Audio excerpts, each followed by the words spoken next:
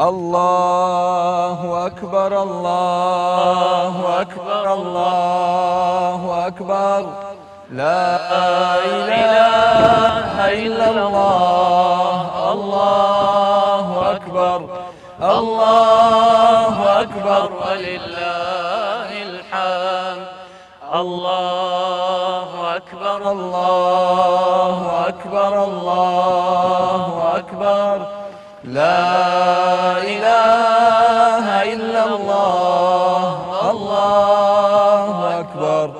الله أكبر ولله الحمد بسم الله الرحمن الرحيم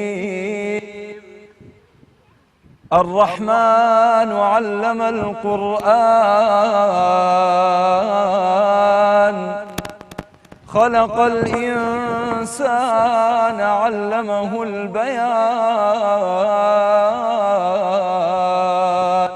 الله أكبر الله أكبر الله أكبر لا إله إلا الله الله أكبر الله أكبر ولله الحمد الشمس والقمر بحسبان والنجم والشجر يسجدان الله أكبر الله أكبر الله أكبر لا إله إلا الله الله أكبر الله أكبر ولله الحمد والسماء رفعها ووضع الميزان ألا تطغوا في الميزان وأقيموا الوزن بالقسط ولا تخسروا الميزان الله أكبر الله أكبر الله أكبر لا إله إلا الله الله أكبر الله أكبر ولله الحمد حب ذو العصف والريحان فبأي آلاء ربكما تكذبان الله أكبر الله أكبر الله أكبر لا إله إلا الله الله أكبر الله أكبر ولله الحمد الله أكبر كبيرا والحمد لله كثيرا سلام و رحمەتی خواتان لێبێ بینەران و بیسەران و خۆشەویستانی کەناڵی ئاسمانی پەیام جەژنی ڕەمەزانتان پیرۆز بێ هەموو ڕۆژێکتان پڕ بێ لە خۆشی و شادی و لە جەژن و لە ئاسوودەیی ئازیزان و خۆشەویستان خۆشحاڵین لە ئەڵلقەیەکی تایبەت بە جەژنی پیرۆزی مانگی ڕەمەزان کە بە خزمەتی ئەوەی خۆشەویست ئەگەینەوە لەگەڵ کۆمەڵێک میوانی زۆر ئازیز و خۆشەویست لە شارە خۆشەویستەکەی کەرکووکەوە تەشریفیان هێناوە سوپاس بۆ هاتنیان جەژنیان لێ پیرۆزەکەین بە ناوی تۆڕی میدیایی کۆمەڵ بە ناوی یەکبەیەکی کارمەندانی کەناڵی ئاسمانی پەیام جەژن لە ئێوەی خۆشەویست پیرۆز بێ جەژن لە میوانە خۆشەویستەکانمان پیرۆز بێت زۆر بەخێر بێن سەرچاوان مامۆستا ئەحمەد کەرکووکی لە کەرکووکەوە هەڵبەتە گەنجێکی شاری کەرکووک لە هەمان کاتدا پێشنوێژ و وتارخوێن لە مزگەوتی گەورەی شۆراو هەروەها کاک پشتیوانی خۆشەویست هونەرمەندێکی ئازیز و خۆشەویستی شاری کەرکووکە کاکە محەممەد ئەیوب کوڕە دەنگخۆشەکەی کەرکووک کە هەمیشە دەنگ و سەدای جێ خۆی کردوێتەوە لە دڵی هەموو ئێمەی کەرکووکی بەخێر هاتنی هەردوو میوانی خۆشەویست کاکە هاوبیر و کاکە عەلی ژەکەم ئەوانیش بە ئامێری دەف لەگەڵمان ئەمڕۆ بەشدارن بۆ ئەوەی دانیشتنەکەمان ئەوەندەی تر پڕکەن لە چێژ و لە تایبەتمەندی بە جەژنی پیرۆزی ڕەمەزان. مامۆستا گیان یاخوا بەخێر بێن سەرچاوان جەژنتان پیرۆز بێ سپاس بۆ ئامادەبوونتان دوای سەرکەوتنتان بۆ خوازی ئینشاءالله. پێم خۆشە لەوە دەست پێ بکەم پرسیارێک لە لای من گەڵاڵە بووە ئەویش لە سوورەتی بەقەرە کاتێک کە ئاەتەکانی ڕەمەزان دێتە پێشەوە لە کۆتایەکەیە خی گەورە ئەفەرمێ ولتكبروا الله على ما هداكم ولعلكم تشكرون. هەڵبەتە ئێمە دەستپێکی بەرنامەکە بە کۆمەڵە تەکبیر و ئاەتی جوانی قورئانی پیرۆز بوو لە سوورەتی ڕەحمان. مەبەست ولتكبروا الله چییە؟ ئەم خۆشیە چییە کە مسلمان پێی ئەگا لە دوو کاتی زۆر تایبەتە کە وەکو خی گەورە فەرموویەتی وەک فرمودەکە فەرموویەتی للصائم فرحتان فرحة عندما يفطر وفرحة عندما يلاقي ربه عند فطره وفرحة عند ملاقاة ربه. ئەم خۆشیە بۆ دەبێ مسلمان پێی بگا لابد. بسم الله الرحمن الرحيم الحمد لله والصلاة والسلام على رسول الله وعلى آله وصحبه ومن والاه. سرتا دەستخۆشی لە جەنابتەکەم بۆ ئاساسکردنی ئەم بەرنامە جوان و قەشەنگە و دەستخۆشی لە برایانی پشت کامیراکەم. کاک مەحموود گیان جەژن لەوەتەی مرۆڤ و مرۆڤایەتی هەیە بۆ دوو مەبەست بووە. ئەگەر تەماشای هەموو مێژوش بکەیت هەتاکو ئێستاکەش لەبەر دوو مەبەست خەڵکی شادیان کردووە جەژنیان کردووە و خۆشییان دەربڕی. مەبەستی یەکەم لە دایک بوون کەسێک لە دایک بێ ئیدی میلادی بۆ ئەکەن و یادی لە دایک بوون و ئەو شتانە سەرکردەیەک لە دایکە بێ ساڵە و ساڵ ئەوانە. دووەم سەرکەوتن خێڵێک بەسەر خێڵەکە سەرەکەوێ احتیفالەکە وڵاتێک بەسەر وڵاتێکا سەرەکەوێ احتیفالەکە کەسێک سەرەکەوێت لە ژیانە احتیفالەکە لەبەر ئەم دوو مەبەستە بووە. جا ڕەمەزان ئەم دوو مەبەستەشی تایە ئەگەر ورد بیبیتەوەی سەرکەوتن لە چ ڕوویەکەوە لە ڕووی نەفسەوە یعنی کاتێک کە مرۆڤ بە درێژایی 30 ڕۆژ یاخود 29 ڕۆژ خی پەروەردگار پێڵێ بەڕۆژوو بە ئەو بە ڕۆژووبوونە سەرکەوتنە بەسەر نەفس و شەیتان سەرکەوتنیشی زۆر گەورەیە یعنی ئەگەر 11 مانگ ئێمە زەلیلی بەردەستی شەیتان و نەفس و هەوا و ئارەزوو ڕۆتینی ژیان بووبێتی لە مانگی ڕەمەزانە نۆرەی ئێمەیە سەرکەوین بەسەر ئەوان ینی ئەمە ژیان مسارعەیە بەڕاستی ژیان ململانیەیە ئەبێ جارێ ئەو ئەم ئێماداتە ئەرزە لە مانگی ڕەمەزانە یعنی چۆن لابوددا بێ ئێمە ئەو بدەین بە ئەرزە بەڕاستی. ئەمە سەرکەوتنێک ئەو مەبەستەیەکە لە جەژنەیە ئێمە شادی خۆمان دەرەبڕین لەبەرەوەی سەرکەوتوینە بەسەر نەفس و شەیتانە بەڕاستی و ئەم مەبەستەش تەنها بۆ چییە بۆ کەسانەیە کە قەدری ڕەمەزانیان گرتووە فعلاً بۆ ئەو کەسانەیە کە بەسەر نەفس و شەیتانە زاڵ بوونە نەگەو کەسانی کە ڕەمەزانیان هەروە بەڕێخستووە. دووەمینیان لە دایک بوون مامۆستا گیان ئەگەر تەماشای ڕەمەزان بکەی ڕیزبەندی ڕەمەزان مانگی ڕەمەزان لە نێوان هەموو مانگە هیجریەکانە چەنەمین پلەبەندیەکەی چەنەمینە نۆهەمینە لە مانگی نۆی هیجریایە مرۆڤیش لە نۆمانگیە لە دایکە بێ باشە ئەمە ئەومان تێگەینەکە مانگی ڕەمەزان مانگی لە دایک بوونە مانگی تازە بوونەوەیە مانگی نوێبوونەوەیە بەڕاستی مرۆڤ لەوەیە لە دایکە بێتەوە. پێغەمبەری خوا فەرمێ من صام رمضان إيمانا واحتسابا غفر له ما تقدم من ذنبه يعني وەک ئەوە بێت تازە لە دایک بووە هیچ گوناهێکی لە دەفتەری ئەعمالە نامێنێ. ئەگەر ئەڵێ من عوزرم هەیە ناتوانم بە ڕۆژوو بم پێغەمبەری خوا ئۆفەری تری داناوە فەرمێ شەوەکانی قیام بکە من قام رمضان إيمانا واحتسابا غفر له ما تقدم من ذنبه. هەنێک ئەڵێ وەڵای ئیشم زۆر گرانە ناتوانم پێغەمبەری خوا هەر ئۆفەری تری داناوە من قام ليلة القدر يك ليلة يك شو إيمانا واحتسابا غفر له ما تقدم من ذنبه. ما بس مشي ليرة أجر ناتواني أوفري تري لا بيشة بويكا أو لدايق بونوية ديسانة ولا دايق ببي ديسانة ونوي ببي تو ديسانة يعني أو نوي بونوية لجيان تارو بدا يعني ها بيغمبري خوا عليه الصلاة والسلام أفرمي حضرتي جبريل هاد بولام دعاء شكر فرموي یا ربی خوایە ئەو کەسەی کە ڕەمەزانی بەسەرا دێ کاروکردەوەیەکی واناکا ببێتە هۆی نوێبوونەوە لە ژیانیا خوا دووری خاتەوە لە ڕەحمەتی خۆی پێغەمبەری خوا فەرمی منی ژوتم ئامین ینی ڕەمەزان ئەمەنەی پڕبەرەکەتە ئەمەنە پڕی کاری چاکە ینی هەر تاوانە کەسێک ئەوەنە کار و کردویتیانەکە کە خۆی پەروەردگار لی خۆش بێ بەڕاستی وای لێ ببێ کە وەکو مناڵێک لە دایک ببێتەوە ئێمەی مسلمان لە کاتێک کە ئەڵین الله ئەکبەر خی گەورە لە هەموو شتێک گەورەترە لە لامان ئەوە نیشانەی ئەوەیە کە ئێمە لە ڕەمەزانە ئەو دوو مەبەستەمان بە تێکڕا ینی ئەنجام داوە زاڵ بووینە بەسەر نەفس و شەیتانە سەرکەوتوینە و بە هەمان شێوە لەدایک بووینەتەوە نوێ بووینەتەوە ڕاست پاداش داتەوە یاخوا بەخێر بێ دووبارە جەژنیشت پیرۆز بێ هەر لە خۆشییاوی ئینشاءالله دڵی جەنابیشت خۆش بێ دوو میوانی خۆشەویست بە دەنگە خۆشەکانیان ئەمڕۆ مەزلیسەکەمان ئاوپڕژێنەکەن با بزانین کاکوشتیوان بەخێر بێ ئەڵبەتە کاکوشتیوان هەم کوردیە زانێ هەم عەرەبیەکی باشە زانێ هەم تورکمانیش زانی وەنیان والله تركماني لا والله شوية بالمسا لا والله ياخذ بخير بك حياتك امين سلامك سپاس دەکەم چیت بۆمان ئامادە کردووە حەزەکەین گوێمان لە دەنگت بێ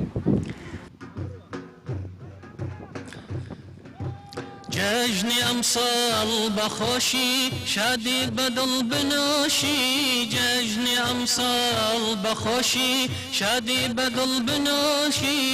بۆ تەبایی شارەکەم هیوای لەبەر بپۆشی بۆ تەبایی شارەکەم هیوای لەبەر بپۆشی جەژنە جەژنە جەژنە جەژنی ئەمساڵ بەخۆشی جەژنە جەژنە جەژنە جەژنی ئەمساڵ بەخۆشی جەژنە بەڕۆی پێکەنین بەوتەی جوان و شیرین جەژنە بەڕۆی پێکەنین بەوتەی جوان و شیرین بۆ بنیاتی شارەکەم هەموو لە دڵایەک بین بۆ بنیاتی شارەکەم هەموو لە دڵایەک بین جەژنە جەژنە جەژنە جەژنی ئەمساڵ بەخۆشی جەژنە جەژنە جەژنە جەژنی ئەمساڵ بەخۆشی جەژنە بەبێ جودایی هەر بەخواستی خودایی جەژنە بەبێ جودایی هەر بەخواستی خودایی بەخۆشی و بە تەبایی بە ژیانێکی ئاسایی بەخۆشی و بە تەبایی بە ژیانێکی ئاسایی جەژنە جەژنە جەژنە جەژنی ئەمساڵ بەخۆشی جەژنە جەژنە جەژنە جەژنی ئەمساڵ بەخۆشی جەژنە جەژنی هەمووە ئانەزووی پێتینوە جەژنی جەژنی هەمووە ئارەزووی پێتینوە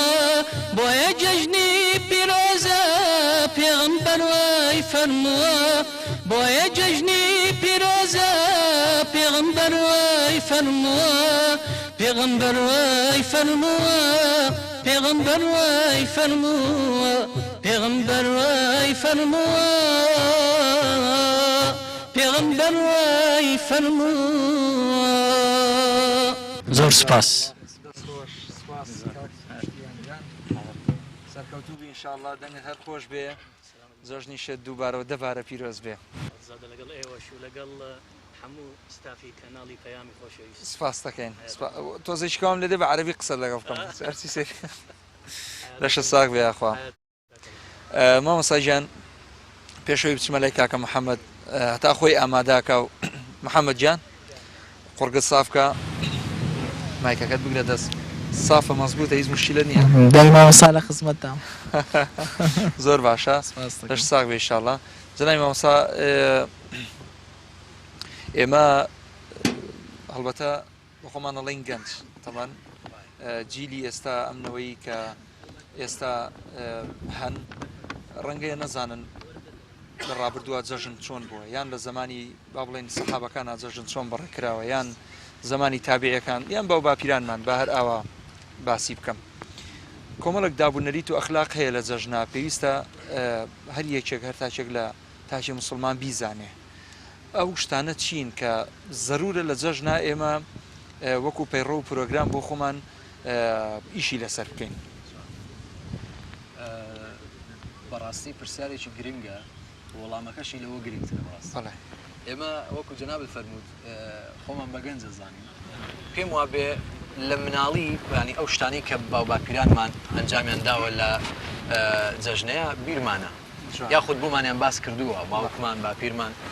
بەڕاستی ئەو سەردەما زۆر جیاواز بوو لەم سەردەما ئێستا لە جەژنانە ئەوەی کە کاڵ بۆتەوە لە ناو کوردەواری خۆمانە زیاتر سەردانیکردن کاڵ بۆتەوە جەژنە پیرۆزەکردن کاڵ بۆتەوە هەمووی بۆتە سوۆشیال میدیا فەیسبوک تەلەفۆن ئەو شتانە جاران ئەوە نەبوو ینی هەر لە دوای نان خواردنەوە لە جەژنە پیرۆزە لەگەڵ دایک و باوک و خزم و کەسی خۆت لە ناو عیلەکەی خۆت لە ماڵەوە ئیتر جیران ئەچوو سەردانی جیرانیە کرد بۆ گردن ئازادی بۆ ئەچوونە ماڵما ماڵخاڵ ماڵی خزم و کەسەکان ینی بە فعلی سەردانەکەیانە کرد بەڵام ئێساکە خەریکە ئەو سەردانە کاڵە بێتەوە ئەو سیلەی ڕەحمە کاڵە بێتەوە ئەم سەردانیکردنە نەقڵ بووە سوۆشیال میدیا ئێستا وای لاتوە ئەڵێ مادام نامم بۆی نردووە خۆشی بینیوێتی نووسراوە لە ماسنجەر نووسراوە تەمەت مشاهدە وایە کە مادام بینیوێتی تەواو جوابیش نەداتەوە ئەوەی لەسرم بووە کردومە ینی ئەمە وای لێ هاتووە سیلەی ڕەحمی کاڵ کردوێتەوە لە ناومانە چاوەڕێ مقابل ناکە بە تەکید ئێستا گەنجی ئەم سەردەما وەها پەروەردەکراوە ئەسڵەن لە ڕووی نایە بڵێ دایە جەژنە پیرۆز بێ باوکە جەژنە پیرۆز بێ یعنی ئەو سیلەیە کە لە بینی دایک و باوک و مناڵە هەیەکرە ڕۆما زانێ کە هەموو ڕۆژە لەگەڵ دایک و باوکیا بووی تر لە جەژنەکە پێویست ناکات جەژنە پیرۆزەکە کەچی خۆی واژنی جاران وانە بوو جاران مناڵ ئەچوو دەستی دایکی ماچە کرد دەستی باوکی ماچە کرد ئێمە لە 30 ڕۆژە ئەو ئافرەتە ئەو دایکە لە ناو مەتبەخە کوڵاوە ینی تۆ بڵێ بای ئەوە نەهێنێ من بچم دەستی دایکم ماچکەم پیرۆزبایی لێ بکەم جەژنە پیرۆزی لێ بکەم قسەیکی خۆشی بەدەمەوە بکەم ئێستاکە وای لێ هاتووە لە غەیری ڕەمەزانیش مناڵەکانمان فێر کردووە هەرچ کەسە و ژووری خۆی هەبێ ینی سفرە و سفرە خواردن و خواردن ژەمە و ژەم ئێمە یەکتری ببینی ئێستا ئەو بینینە کاڵەوە بوو ڕاستی جاران وانە بوو جاران جەژنە بەهاتایە هەموو جارێ ئەڵێن بۆچی جەژنەی جاران خۆش بوو ینی هەموو کەسێک ساڵێت جەژنەی جاران خۆشتر بوو بۆ لەبەروی ئەو تێکەڵاوی جاران هەبوو ئەو خۆشی لەگەڵ یەکە ئەو ئیتیساڵی مباشرەی کە لەگەڵ یەکە هەبوو لەگەڵ خزم و کەس و دۆست و ئەحباب و جیرانە ئێستا ئەوە نەماوە ینی جەژنە لە باتیەوەی کە نزیکمان بکاتەوە دوور بووینێتەوە لە یەکتری حیف ئیشەڵا هیوادارین خەڵک سیلە ڕەحم بەجێ بگێنێ و دایک و باوک و کەس و کار بەسەر بکاتەوە خزم و دۆست بەسەر بکاتەوە من تێبینیەکم هەیە حەزەکەم ئەوە بگێنم خۆشە ئینسان لە خۆیەوە دەست پێ بکات لە خۆیەوە من لێرەوە گردنی هەموو کەسێک ئازاکەم و هیوادارم خەڵکیش گردنی من ئازا بکەن هەروەها خەڵک زویر نەبێ لە یەکتر هیوادارم خەڵک زویر نەبێ لە یەکتر خەڵک لە یەک عاجز نەبێ خەڵک ئەگەر شتێک خلافێک هەیە مەسەلەن با لەم جەژنەیە لاپەڕێکی نوێ هەڵبداتەوە و بێ ئاشتەوای ڕابگەێنێ مامۆستا من هەموو جارێ هەڵێم خوای پەروەردگار لەگەڵ کەسێکا لێبوردەیە کە لێبوردە بوو بێ بەرامبەر خەڵکی جوان وليعفوا وليصفحوا ألا تحبون أن يغفر الله لكم والله غفور رحيم أي أبو بكر با صحابي پیغمبري خواش بي تو نابي دسي خير وخيرات لو كسيك أصلا بهتاني بوكشكات كردوا ببريتەوە جوان ئەی تۆ حەز ناکەی خوای پەروەردگار لێت خۆش بێ دەی تۆشە بێنێ خۆ ینی لێبوردە بی بەرامبەر خەڵک بەخشندە بێ بێ خۆت جوانکەی بەو صفەتە جوانی خوای پەروەردگار کە پێوترێ العەفو جوان کەواتە ئینشەڵا دەرگایەکی تازە و لاپەڕەیەکی نوێ و قۆناغێکی تازە ئینسان لە خۆیەوە دەست پێ بکە جەژنە ئەبێ مەشغەڵی ئەوە بێ کە تۆ لەگەڵ هەموو ئازیزان و خۆشەویستانت ئەوانی کە لیان زویری ئەوانی کە لیان زوینیت بەسەریان کەیتەوە و جەژنە پیرۆزیان لێ بکەیت دەست خۆش بە مامۆستا گیان سوپاسی جەناب دەکەم محەممەد گیان بەخێر بیت زۆر سپاس محەممەد گیان چۆنی سپاس دەکەم پیرۆزبایی جەژن لە خۆم و لەم ستافە بەڕێزە و لە جەنابەت و لە برایانی پشتی کامیراکەم لەم کەناڵە خۆشەویستاکەم هیوادارم هەروە بەردەوام ئینشەڵا بە جوانی بووە بە کزی و بەنەوەیەک و نازانم بەڵی شەرمەکەی نامەترسی چیەوە قەت وا تۆم نەبینیوە ئێمە بەدل لە بەرنامە و پرۆگراموانەیەمە هاوڕێین بە خزمەتە وەکتر هاوارەکەی پڕبەگەر و کاک مەحموو منشەڵم بەڵێ حەمەدجان محەممەدجان چیتە لە خزمەتتان چیت بۆمان ئامادە کردووە حەزەکەین جۆمان لە دەنگت بێ بەسەر چاو گۆرانیشی خۆشی شڵاگەڵ و برانەیە ئامادەمان کردووە پێشکەشی جەرامتان و بینەرانی خۆشەویستێکن زۆر سپاس. ئەمڕۆ جەژن و شادیە ئەمڕۆ جەژن و شادیە ئۆ خەیلە مازادیە هەموو لە گەشەوەیە بەغیژی ڕازاوەیە هەموو لە گەشەوەیە بەخیژی ڕازاوەیە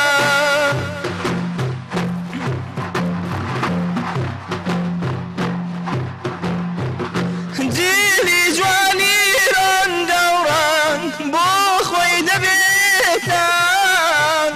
جیلی جوانی ڕەنگەوڕەنگ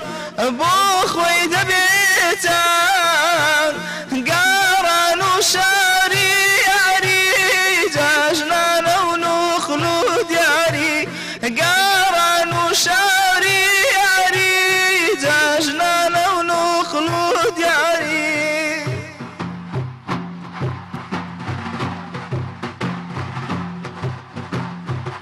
دەچڕین گۆرانی شادی ئەی کە خۆشە ئازادی دەچڕین گۆرانی شادی ئەی کە خۆشە ئازادی دار و دەژ ڕازاوەیە هەموو لە گەشەوەیە دار و دەژ ڕازاوەیە هەموو لە گەشەوەیە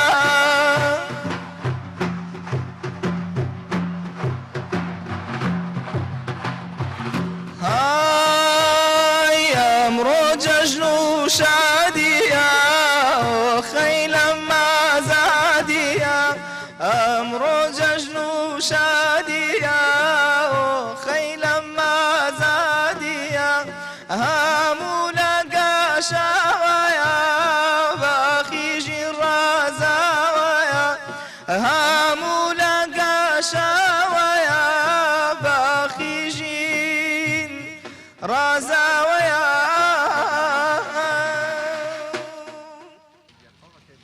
زۆر سواس جەژن لە جەنابەت و لە خانەوادەکەم و لە دایکی بەڕێزم و لە خوشک و براکەم و هاوڕێکانم و لە هەموویان پیرۆز بێ ئینشاءڵڵا دەست خۆش بێ جەژنانیان لێ سەنوێ ئەم جەژنە وەڵاهی جارێ نامداوە پێیان ئەبێ بیتە دەرەوە چەند 5,000 دەیان چی وڵای ترێمە فەقیرانە لێ خوڕین جارێت لە 150 دەست پێکەیم زانین چەندیان یانێ ڕووبە ئەگەر بۆ ڕازی بوون ئەکین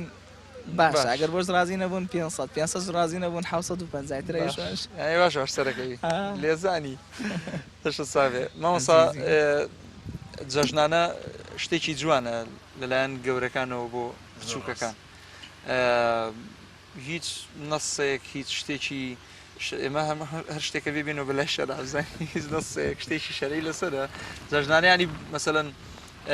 وەکو ئینفاقێک وەکو سوزان وەکو سەدەقەیەک وەکو هاوکاریەک ئەمانە هەیە مامۆستاجان جەژنە یعنی یەکێک لە سیما جوانەکانی لە شەرعا ئەوەی کە وارد بووە دڵخۆشکردنی بەرامبەر جا ئەم دڵخۆشکردنی بەرامبەر چ بە پارە بێ چ بە بزەخەنە بێ چ بە نقڵ و شکلێت و ئەو شتانە بێ ینی ئەگەر بێتە دی مەبەستەکار جەژنە خۆی دڵخۆشکردنە یەک ئیزافە بمێ ئەگەر مەبەستەکە بێتە دی تەواوە یەک ئیزافە ئەها لە فەرمودەکە ئەڵە تەبەسوم و کەفی وەجی ئەخیکە سەدەقە واتە هەر پێکەنینێک یعنی سەدەقە هەر بە پارە ناکرێت بەڵکو بە دوو قسەی خۆشی شەکرێ بەڵام لە کوردەواری خۆمانە مناڵ بە تایبەت ناتوانانی بڵێ دوو قسەی خۆشت بۆکەم لە بریە و 1000 دیناریکە پێت ببەخشم وەکو جەژنانە ناتوانانی ئەو کللتورە جوانی کە هەتا ئێستا هاتووە پێویستەکە بمێنێ بۆ نمونە مناڵ چاوڕێی جەژناکە بۆی کە جەژنانەی وەرگێ چونکە دڵی بەوە خۆشە بێ بەڕاستی بەڵام لێرە یەک خاڵێکی زۆر گرنگەیە مامۆستاییە هەموو مامۆستایان من هەچ کاتێ لەگەڵ لە نەدانیشم ئەم خاڵە تاکی دەکەم و کە لە وتاری جەژنەیە باسی بکەن ئەویش ئەوەیە ئەبێ دایک و باوک بزانن چۆن و بە چ قەدەرێک بە چ ئەندازەیەک ئەو پارەیە ئەدەن بە مناڵەکانیان دایک و باوکی وا هەیە ئەوەنە مناڵەکەی خۆشەوێ لە گوێرەی تەمەنی خۆی ینی پارەی ناداتێ تەمەنەکەی زۆر بچووکە پارەیەکی زۆری ئەداتی مناڵ ئەگەر پارەی زۆری بەدەستەوە بوو بەڕاستی تۆغیانی تیاکە ینی ئەچێ بەلانڕێە ئەیبە ئەو باوکەش ئەگەر چاودێر نەبێ بەسەریەوە بەڕاستی ئەو مناڵە فەوتیە جەژنانەی کە ئەدەیتێ مەبەست لە جەژنانە چیە دڵخۆشکردنی ئەو مناڵەیە ئێخۆ نابێت تۆش لە سەروی دڵخۆشکردنەکەەوە بەلانڕێیا بیبێ ئەبێ ئێمە ینی بزانین چۆن ئەو جەژنانێ ئەدەین بەخشین بە خزم و کەسەکان دەست خۆش بێ ساجان کاکشتیان ئەو مایکەم بدەیتێ ئازێت نەبێ بە ئەم دوو پیاوە وەکو ئێمە تقریبان بەرەو کۆتایی بەرنمەکە ئەچین پێکەوە شتێک ئەڵێن هەر بۆ خۆشی انشاءالله جا پێم خۆش ئەم زاریان بە عەربی بێت چکە کاکشتیوان سێرەکەم ئا سیر مەکاڵێ بۆ عەربی ناڵی بە عەربیە دوای تااقەتمان نییە جەژنە پیرۆزەیەک بۆ خۆشەویستانتان دوای ئەوە سۆڵۆیەک کاک هاوبیر حەزی لەوەیە ئێمەش حەزمان لەوەیە کە گوێبیستی دەفژەنینەکەی بین بە تایبەت پێشکەشێکە بە خۆشەویستان بەڵام پێشوەخت کاک عەلی جەژن لە هاوڕێیانت لە خزم و کەسوکارت پیرۆزەکەی ئەم جەژنەمان لە کەرکووک ئێمە تۆزێ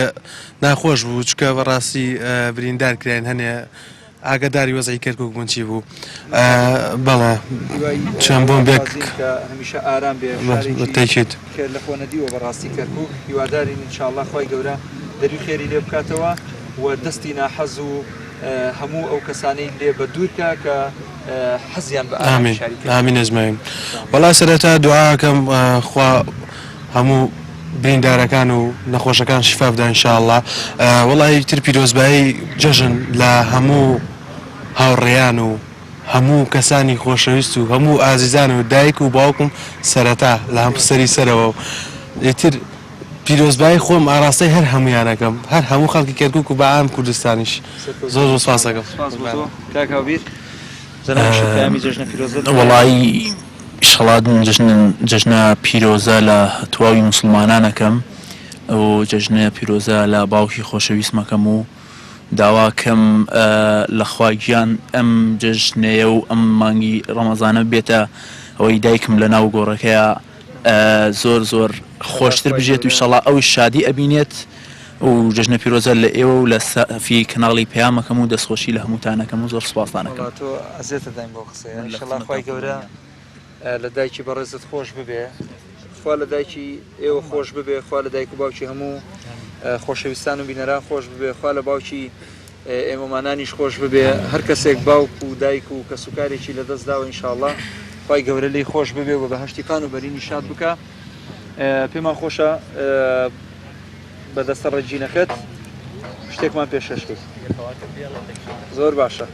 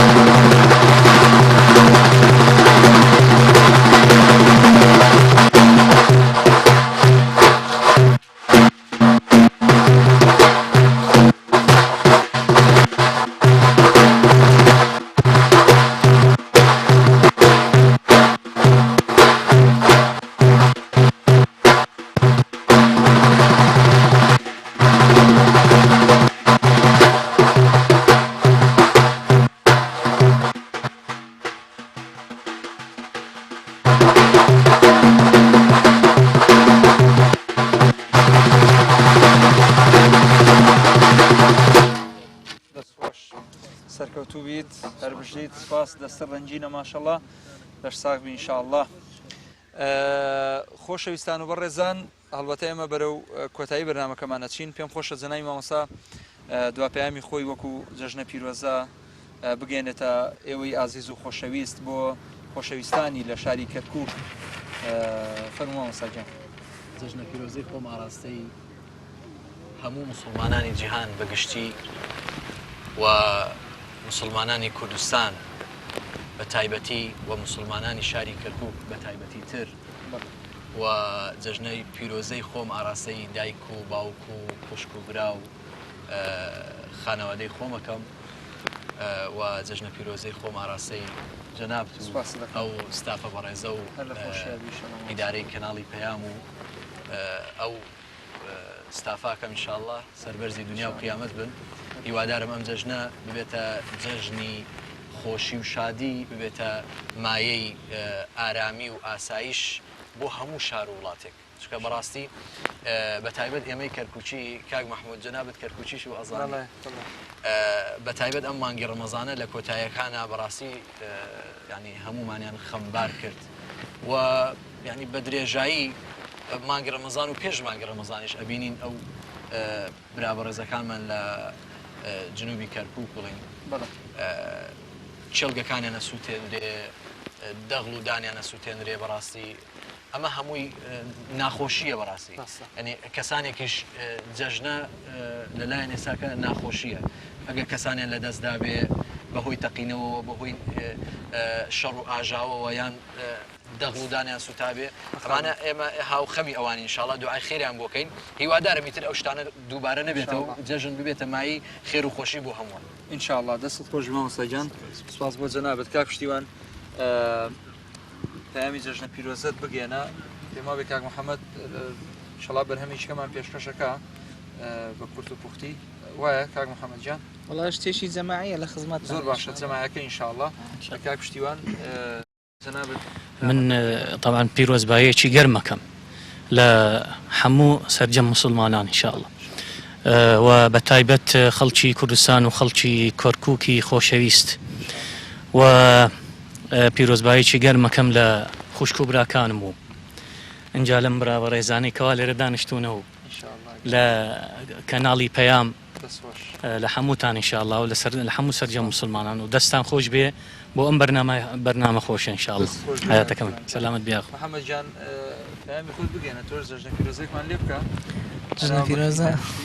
جژنە پیرۆزم لە هەمووتان کردەوە لە خزمەتتانم دووبارە و سێبارە و دەبارە و بیستبارە جژنتان پیرۆز بێ ئینشاءالله، هەتا جژنی قوربان جژنتان پیرۆز بێ.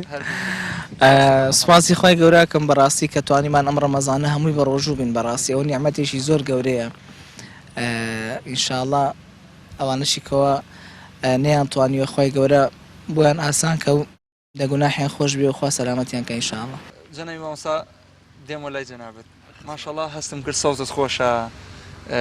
لە ژێرەوە شت ئەڵی بەڵام خۆت دەرناخەی.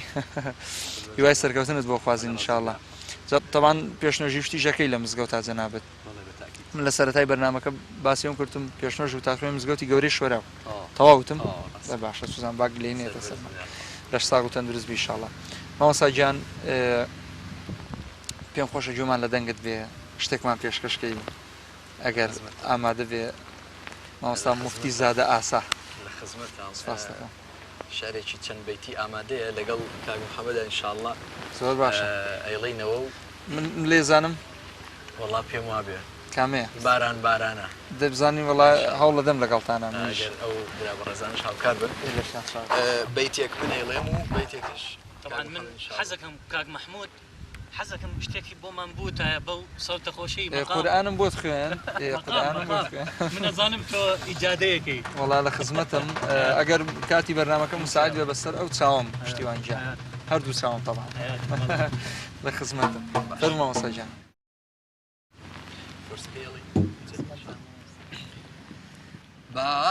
بارانم ڕێزە ڕێزە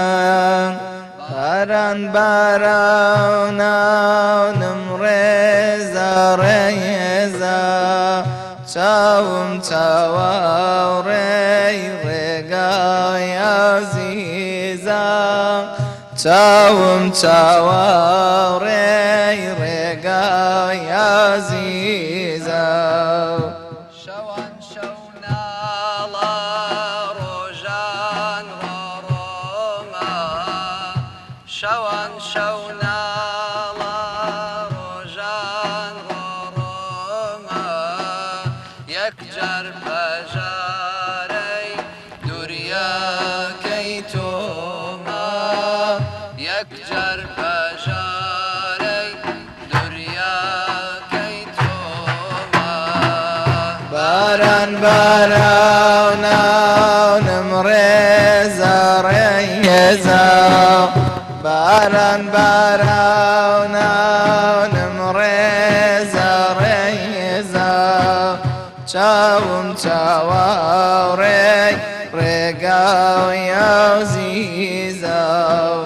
چاوم چاواري رقاو يوزيزا أما نما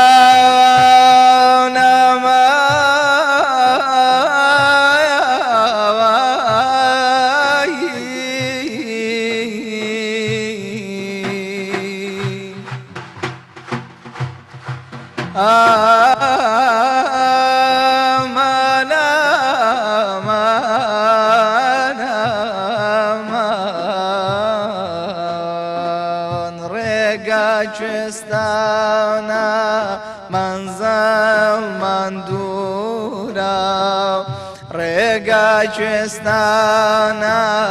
منزل من دورا عشق لا دل ما تشي ضرورا عشق لا دل من تشي ضرورا باران بارانا زاريزا باران بارانا نمريزا ريزا شاوم شاواري رقاي عزيزا شاوم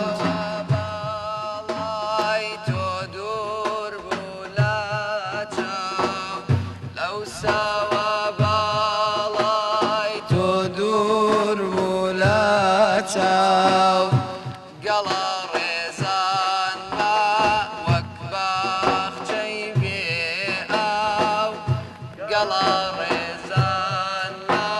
وكباخ جيبي أو باران بارانا نمريزا ريزا باران بارانا نمريزا ريزا شاوم شاواري رقاي عزيزا شاوم شاواري رقاي عزيزا يا صاحب الهم إن الهم منفرج يا صاحب الهم إن الهم منفرج أبشر بخير أبشر بخير فإن الفارج الله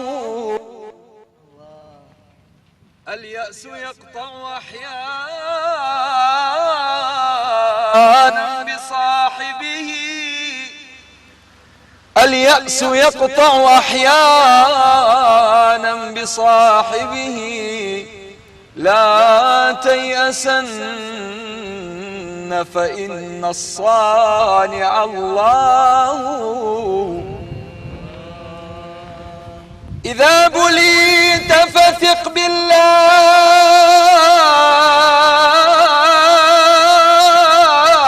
وارض به إذا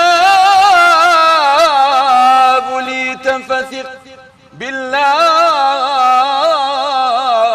وارض به فإن الذي يكشف البلوى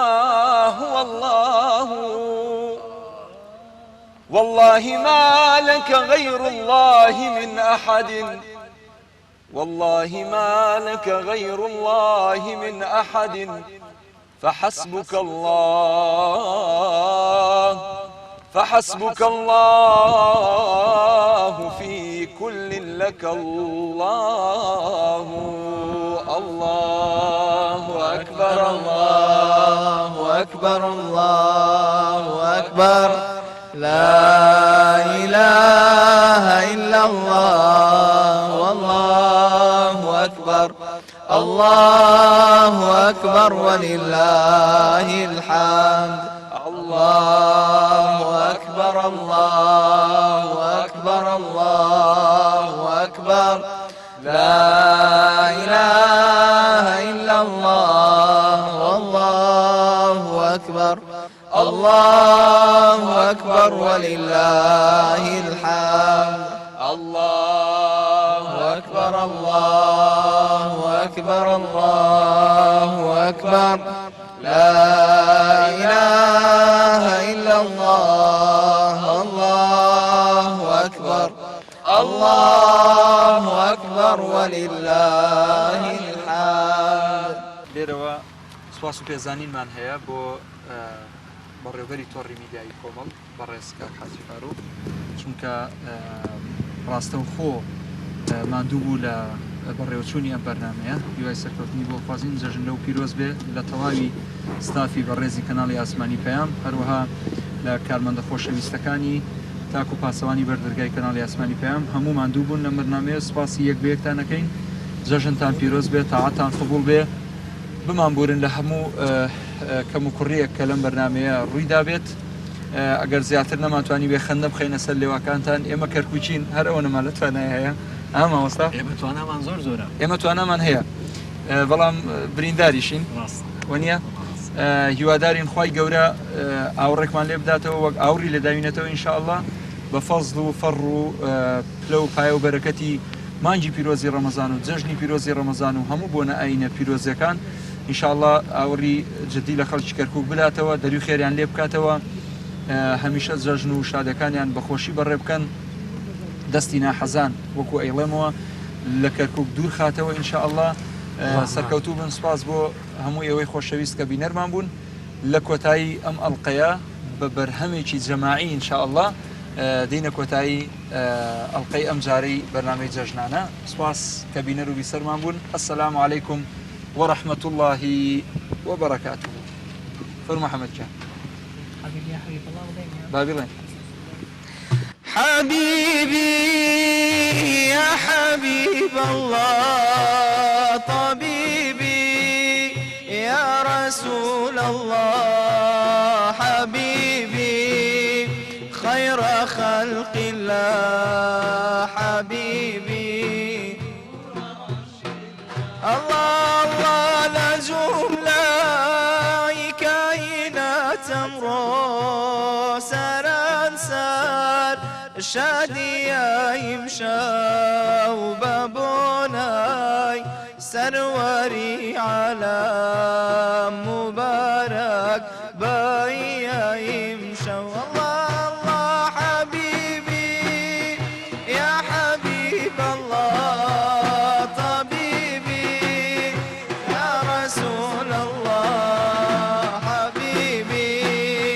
خير خلق الله